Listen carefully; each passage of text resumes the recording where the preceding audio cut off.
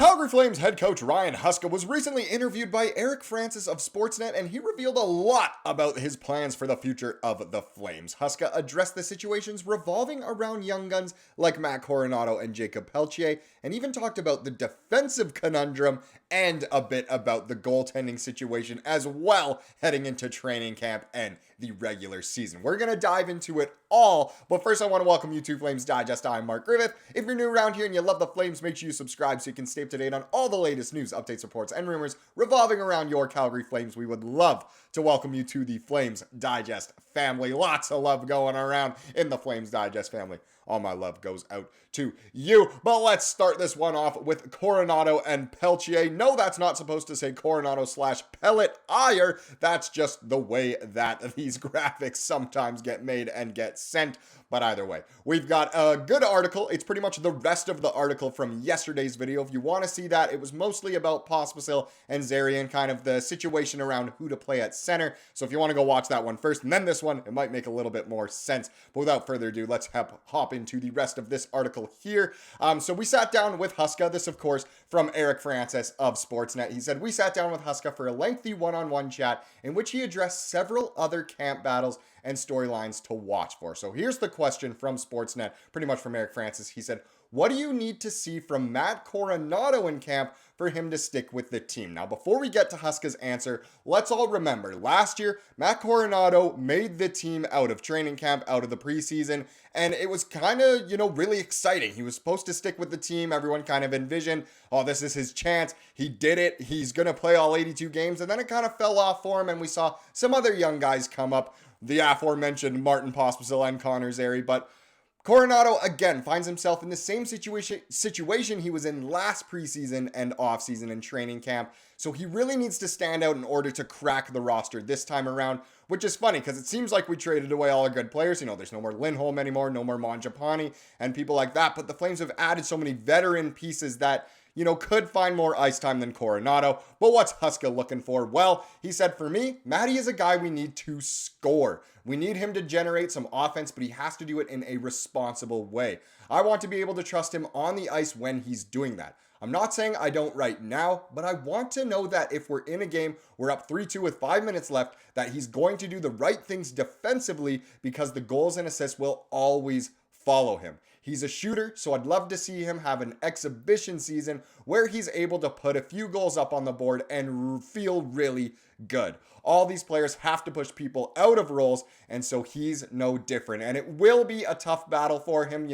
We know what his game is like. He is a shooter. He can score, but there's so many flaws to his game, I suppose, especially defensively, that it will be hard for him to crack the lineup once again. We know he can bring the offense, but can he bring the defense? And even then, the offensive numbers weren't quite as good as you would have hoped, despite playing some time on the power play. I'm sure if he is to make the lineup, he will get more power play time and a bit of a better opportunity, but who knows who he will be put on a line with if he even makes the team. There's so many variables that could happen, but it's good to know that Huska, kind of has his eye on Coronato here and knows what he needs from him in order for Coronato to make the lineup. And the other person, the Pelletier, of course, is right after this. So Sportsnet asked him same question about Jakob Pelletier. What do you need to see from him? And Huska said same thing. I like Jakob's energy. He's all the time. And that's something that I feel like we missed when he was out of our lineup last year. It's finding where he fits in the group.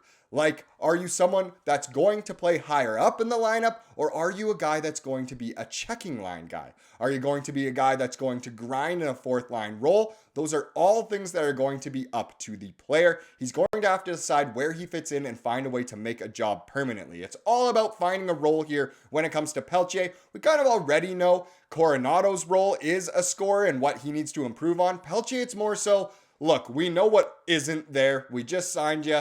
It's more so about what you can do and what you think you can do to get on this team. What role do you need to fill? We've seen that in the past with certain players who are supposed to be really skilled guys and end up being, a little bit more chippy. I mean, you think of Sam Bennett comes to mind instantly. I know it did not work out for him in Calgary, but he was such a high pick and was supposed to be so good offensively, and it just never really all clicked together. Maybe it's kind of the same thing for Pelletier. Is that an ideal scenario for him? No. Is that an ideal scenario for us?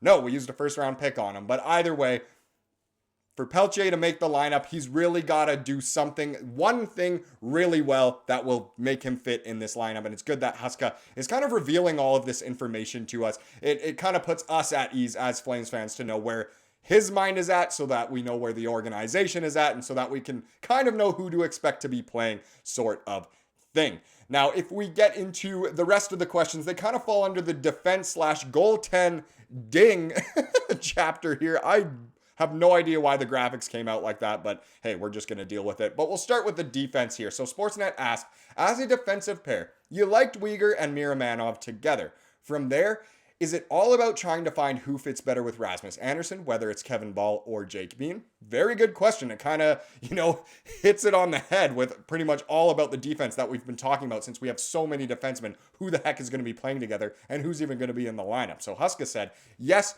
totally.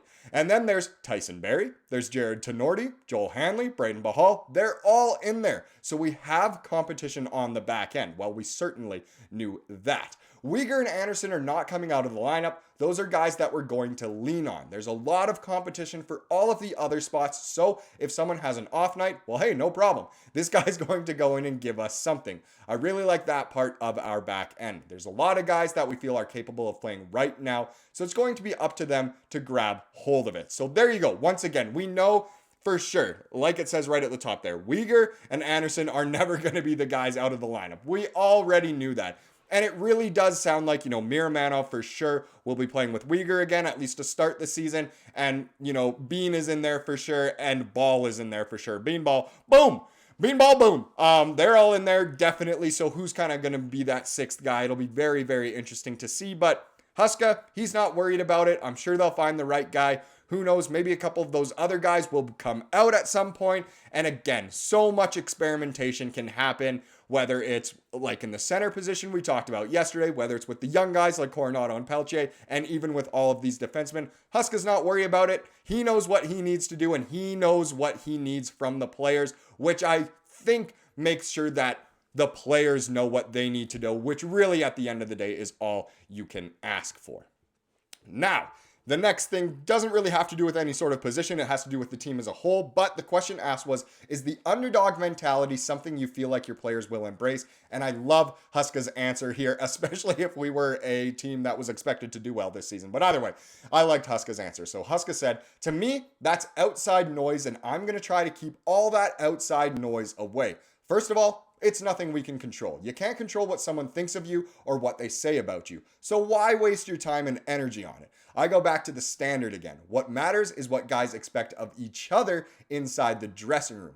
This is what we're going to decide as a group, and you can be competitive and you can work. That's fully within your control. So they don't see themselves as underdogs. That's, what the media calls them, what the fan base calls them. And essentially, it means we're not supposed to win all that much. Underdogs kind of makes it seem like you have a chance to win. But either way, I know the Flames will probably end up winning quite a few games this year, but adopting that underdog mentality is not what the team is going to do, as they know what to expect from each other, which is very, very good. And that is all that is going to matter to them. I like that Huska revealed this to us. It kind of lets us into his mind, which again is very, very nice to see. Now, if we get into the goaltending, so Sportsnet asked, your GM said he believes, the GM of course is Craig Conroy. Craig Conroy said he believes the most intriguing battle in camp will revolve around the goalies battling for the starting gig. Do you see it that way? And what did Huska say? Well, he seems to answer pretty much every question the same way, but he says, I don't know if it's an intriguing battle or not. It's more, I want one guy to grab hold of it. Great already, but he continues. They always want an opportunity. Everybody says that when they're talking, hey, if I just had a little bit more opportunity, I know I could be really good in that spot. Well, 3 of those guys have that opportunity that probably for their whole professional careers, they've been like, geez, if I could ever get that chance. So for me, it's about who's going to grab it. It's not necessarily a battle per se. It's just I want to see one of them do a really good job taking that opportunity and running with it. So who is going to just come out on top? Who wants it more? That's what Huska is looking for most. It's not going to be, who is the absolute best, who's saving the most in practice, but who wants it more? Who's showing that determination and drive to be the number one goalie? Love that answer once again. Very refreshing to hear from Huska. Let me know what you think down in the comments about everything he said and kind of, letting us know what's going on. All these plans being revealed for the future. It's kind of cool. It's really, really nice. It means that hockey is right around the corner. I believe the first preseason game is actually this upcoming weekend, which I am stoked about. Now let's wrap up this video with the comment of the day, as we love to do. And this one, I guess you could call it a bit of an ego booster, but I gotta be honest, it was just a really nice comment that I wanted to highlight. It comes from Iggy here, and Iggy says, "Man, I got to say, I've been watching your videos for a long time, but they honestly make me so happy as a Flames fanatic. Always positive, never moaning about bad times. Just love your channel a lot, bro. Keep it up. I hope to see you on Sportsnet one day." Thank you so much for saying that. That's very sweet. Usually with the comment of the day, we do something more hockey related, but I just want to highlight some kindness. Yeah, and that was really, really sweet of you. I really, really appreciate that. Trust me, it goes to the heart. Does it go to my head? Maybe a little bit, but I'll try and let it stay in the heart. So thank you so much for saying that, and who knows where we will take it. I know that the Flames Digest family will always have my back, and guess what? I always have your guys' back as well. Thank you so much for watching this video. Please subscribe, like what you saw here today, and have a wonderful rest of your day.